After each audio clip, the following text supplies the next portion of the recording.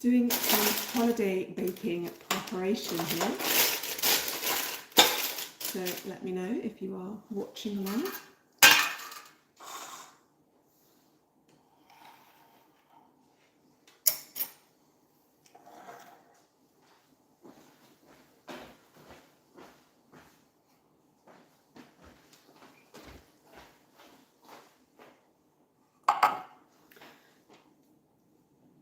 So welcome, it's very rainy and dark. It's 3:30 here and it's already pretty much dark. It's been raining most of the day, pretty windy as well. So I have been in full holiday baking mode preparation, doing some preparation for a live class that I will do with my membership club on Saturday, so that's with the Bakehouse Club, and my members will be baking a festive bread meal. I'll talk about that in a little bit, but also be talking to them all about how they have access to all of the previous classes that we've done. That includes lots of different festive breads like panettone and things like cardamom rolls, beautiful breads as well. So lots of different breads to be made, and I've just been prepping for that. But also been baking some mince pies today. So let me know, especially if you're not in the UK, if you've tried a mince pie, if you love a mince pie, let me know. And I say, especially if you're not in the UK, let me know if you've ever tried these.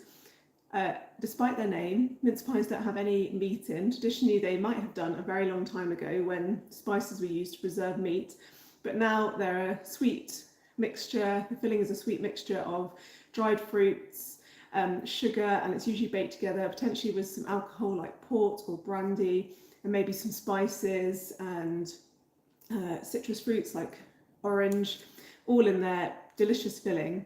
And then made my own short crust pastry on here as well, and it's a sweet pastry as well, so I put a bit of orange flavour in there as well, and you end up with these delicious pies as well. You can see you make them quite slim. They might look very meagre, but actually it's a really filling buttery pastry with that filling as well, and so you get a lot of delicious mince pie there. So let me know if you've ever made them, and if you want to try making them as well, check out the link, I'll pop it below this video. There's a recipe and how to on my channel if you subscribe, on making your own mince pie pastry, the best mince pie pastry as well. So that is some mince pies that I've been making today, so you can have a go at those as well. But let me know, especially as I say, if you're not in the UK, if you've tried these before at home, and if you like them as well. Perhaps you don't like them, or you think you don't like them, but you've never tried making your own. I can definitely, if you've got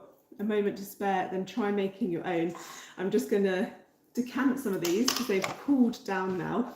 Decant some of these into my tin here. Just dusted them with a little bit of icing sugar and some mince pies. So yeah, let me know. Do say hi if you're joining. I'm Rhiannon. It's lovely to have you along, and I've been baking plenty today, so I just thought I'd come on and chat about holiday baking, and have been making some mince pies. So I'm just decanting these. Sometimes they take a little bit of persuasion to release from the tin. I do use this old tin as well, which has got a very beautiful design on it. Do enjoy using the bakeware. It's usually got really beautiful patterns on. You can see, hopefully, on the bottom of the mince pie, you get that beautiful shell-like pattern on the bottom of the pie.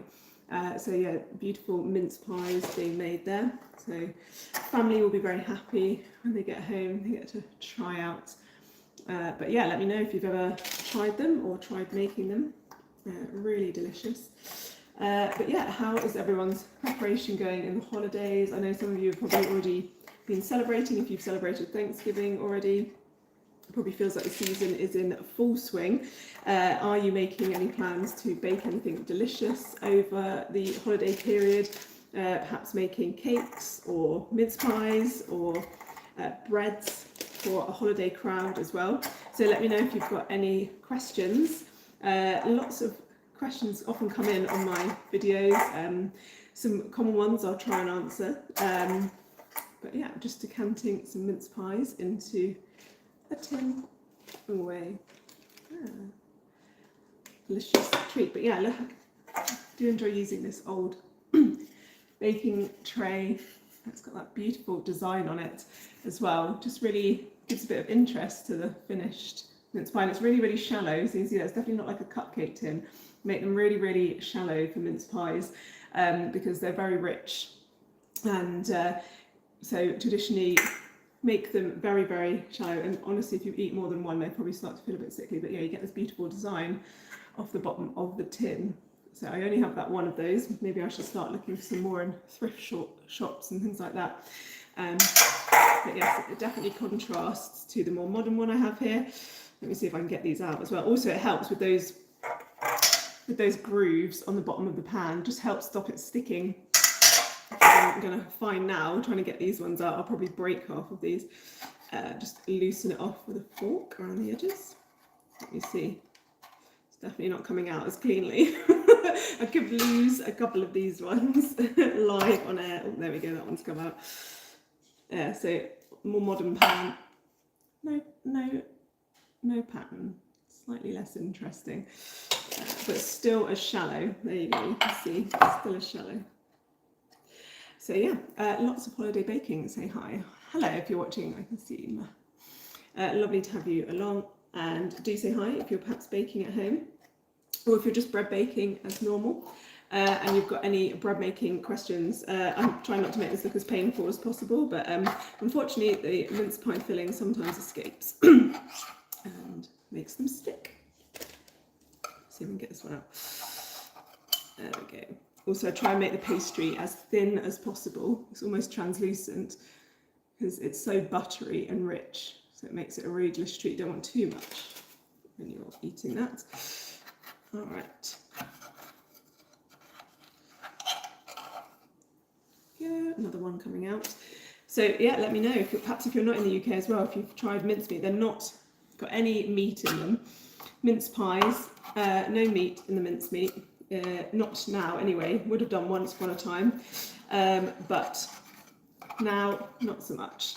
Just dried fruits, spices, citrus, maybe some alcohol, flavour, and that'll burn off in the oven.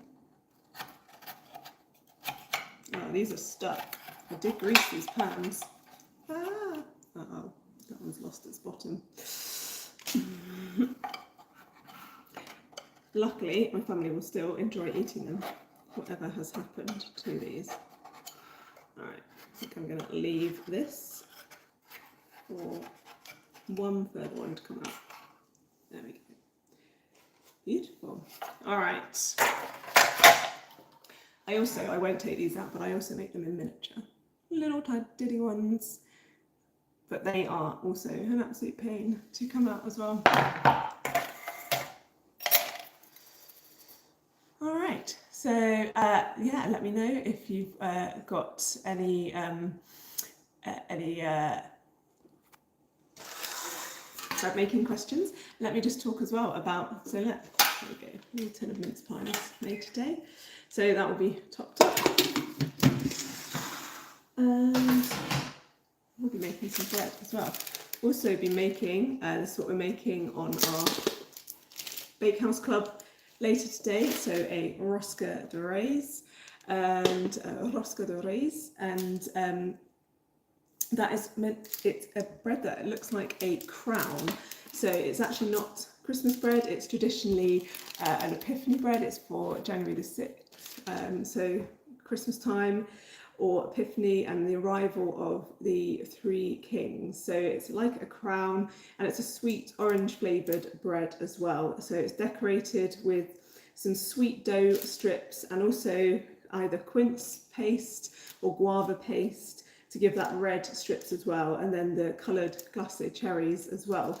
So really looking forward to making that as well with the Bakehouse Club on Saturday, and baking that as well. So we'll be doing that step by step as a kind of preparation for festive period, and to go into all of the festive breads that we've made in the Bakehouse Club as well. So lots going on there, but yeah, let me know. I've been having lots of questions recently on some of my videos about breads turning out a bit dense and underproved. And so just thought I'd talk a little bit about that as well today. So if you have baked a bread and it has turned out a bit denser and a bit more like a brick perhaps than you were expecting, then there's a couple of things to check. And obviously during my online classes do go through all of these step by step as well, whatever bread we're making. But a really key one is making sure that your dough is got enough water in it. So checking that your dough is hydrated enough. Don't be tempted to fling down flour when you're making your dough. It can be really sticky, and you might feel like, oh my gosh, something's gone wrong, dough is completely stuck to my hands. But the flour will absorb lots of water, and that will make the dough stiffer, and it won't be very stretchy and elastic. And you need that dough to be stretchy, even though it's a bit of a pain when it's really, really sticky and you've perhaps got it on your hands or the counter. You need it to be stretchy and elastic so that the dough can rise and fill out with gas, and then your finished bread will not be dense and underbaked. It will instead be lovely, risen, light and fluffy. So always check that you're not putting too much extra flour in. Perhaps also weigh out your flour as well. I can definitely recommend using kitchen scales to make sure you've got the right ratio of flour to water, especially in the recipe. So do check that out as well. I'm going to make a little bit of dough now because I need to make some bread for the rest of the week. So I'll show you what it should look like. Bear with, and I'll get all of the ingredients.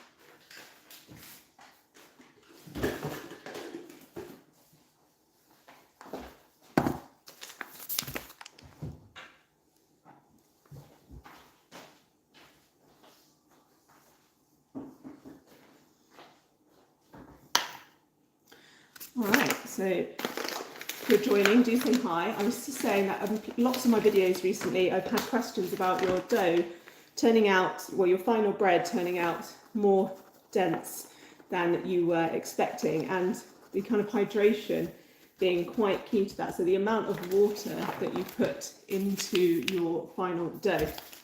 And it should be really, really sticky and elastic.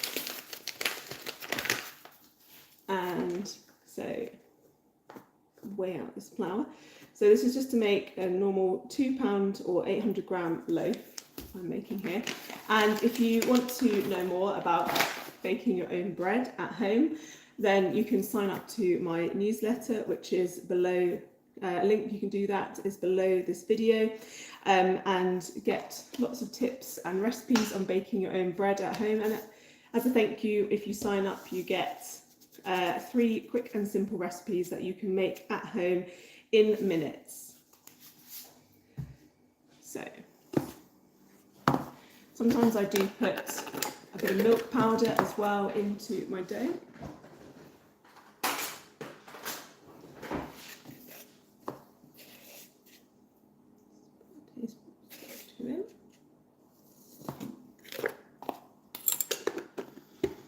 And give that all a mix. So that was just flour, salt, yeast, and some milk powder. And milk powder, because it adds a little bit of sweetness to the final dough, and it also adds a little bit of fats into your final dough. You can of course use milk. You could substitute some of the water for your milk, and that will also add some sweetness and fats, and those will also help soften your final dough. And I'm weighing in the water as well, just makes it a bit more accurate to weigh it in, and using a little bit of heat, because as I mentioned, it's cool and dark. Not actually hot water, nothing hotter than your hand, and just mixing all of that together.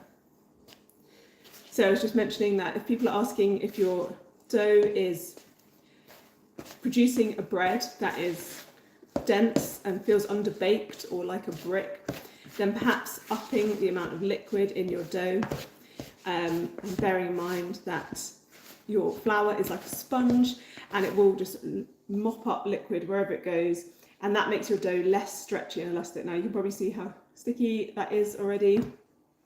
It's really sticky in there as well. Just bringing that together. And bring that dough together.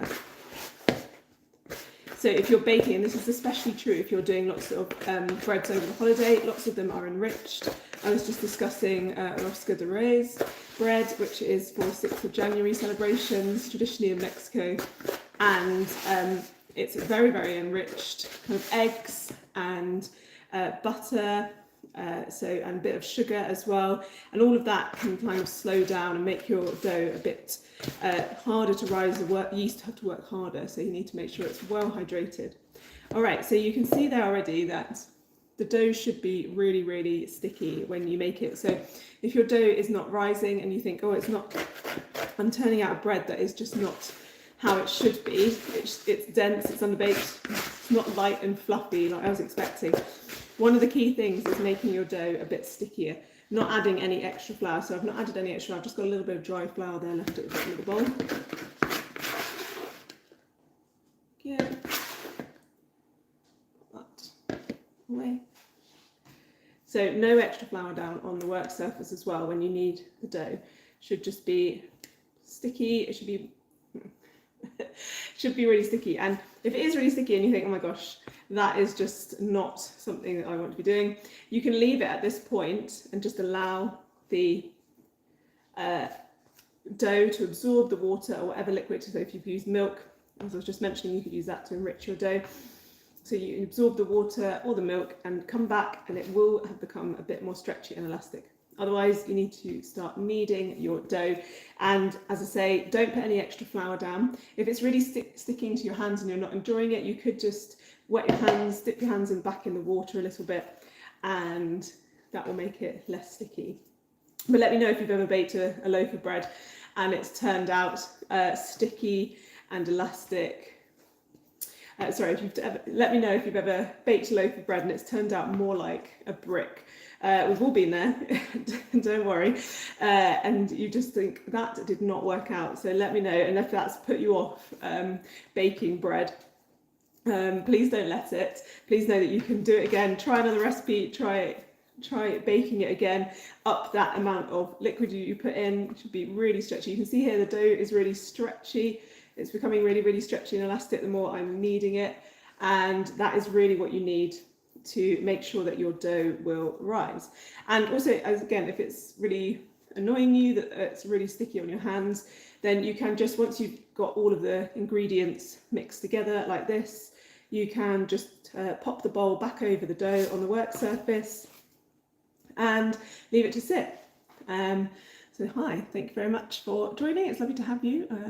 Got a legendary cameraman, and don't be judging my camera person skills here. I've just propped it up. What are you baking today? What can make a soft crumb? Well, good question. So I was just mentioning a couple of things that I've put into this bread, and also I could also add. So very firstly, if you have a recipe that is just flour, water, salt and yeast, you could substitute some or all of that water for milk. Weigh it out, have roughly the same amount. You might do slightly more. Milk brings fats and some sugar into your dough, and it's fats that will make a softer bread. So if you think of something like brioche, that's got loads of butter in it. So again, you could add butter as well. So you could take a basic recipe and add in things like fats, so butter, milk, and that will produce a lighter, softer, fluffier bread. If you do subscribe to the channel, and you can see I've got videos on there to how to bake a lighter, fluffier loaf. That will all be about adding in fats. Also one there about kind of additions that you can make easily to a basic loaf. So things like butter, but also things like flavours. So, but thank you for that question. So that is making a softer loaf. My favourite one is to just substitute some of the water for milk. That's kind of easy. You don't really even have to think about it. You're welcome. And or adding in some butter. So I would knead the butter in at this stage, chop it up into cubes. So In 500 grams of flour, maybe put in 30 to 40 grams of butter, maybe a bit less, doesn't have to be that much. Knead it in cubes, it will just absorb into the dough. But yeah, my favourite thing to do, and I'm always baking a very basic white loaf. I do like to have other ones, but I've got a family to consider as well who all like this bread. So I'll bake something more interesting. So even as I've just sat there chatting away and answering that question, the dough has become smoother and stretchier, just testing it there, because the flour continues to absorb the liquid. So it will almost kind of knead itself. I'm just going to, if you do leave it on the work surface, just pop the bowl over it so it doesn't dry out. So that was just covering off one of the key questions. As I said, you can do subscribe to the channel because there's lots of bread making questions answered on here. And also below this video, you can sign up to my newsletter. There is a link there to sign up for regular updates, and as I say, you also, as a thank you, get 3 quick and easy recipes that you can make in minutes. So bread recipes that you can make in minutes at home, ones that are probably be very popular with you, family, friends, whoever is trying them. So do check that out as well. But right, I'm just going to try and get this off now. Always just rub your hands together to get all the sticky dough off. It will dry and fall off in minutes. I'd love to know what you're baking today as well. Someone said, is that going to be that soft bread as well, or is there something else that you had in mind? Do let me know. All right, roll this sleeve up. Yes, if you weren't here at the beginning, I was also talking about mince pies. Off topic, not bread, but especially if you're not in the UK, let me know if you do have enjoyed mince pies, if you make mince pies, or if you have them at Christmas. Nothing to do with mince, the meat. They've got a sweet kind of dried fruit filling. So just baked my first batch today of Christmas, and so just making those in the run-up. And again, if you wanted to make some, you can check out, there is a video on my channel of the best pastry, short crust pastry to make for those. All right, well, thank you for questions today. I've been making this dough. I'm going to leave that to rise. I'll probably just give it a little bit more knead, but it will kind of do itself and get softer and stretchier, just staying under the bowl there. And let me know if you're interested as well in joining the Bakehouse Club. It's our monthly membership, get together live online every month to bake a new bread. Doing a traditional Mexican bread, Rosca de Reyes, this month in preparation. That's one that's traditionally eaten on January the 6th, and to commemorate the arrival of the 3 kings, so it's shaped like a crown. So baking that in the membership today, this weekend, that's this month. Let me know, I'll pop a link as well below this video for joining the Bakehouse Club, and you get access also to all previous classes that we've done in the club. So there's lots of festive baking in there, things like chocolate brioche as well, chocolate babka, one of my favourites, cardamom buns, the St. Lucia Day buns, those are delicious, lots of different bakes, and panettone. So loads of bakes to try out. But yeah, it's been great. So let me know if you are baking for holidays, and if you have any bread making questions. Just chatting today about making sure your bread is well risen and soft and light rather than being a brick. So lovely to have everyone on today, and I am going to go and leave this dough to rise. I'll be back on again live again soon, but as I say, in the meantime, you can subscribe for more bread making questions. Hello, someone from Bangladesh here, lovely to have you on. I'd love to hear about all the breads that people make around the world, so do let me know if you're baking at home. And as I say, check out the link below this video. You can subscribe to my newsletter for more bread making tips, but also do subscribe and get more bread making tips on here. And it'll be lovely to come back and chat again very soon. Take care.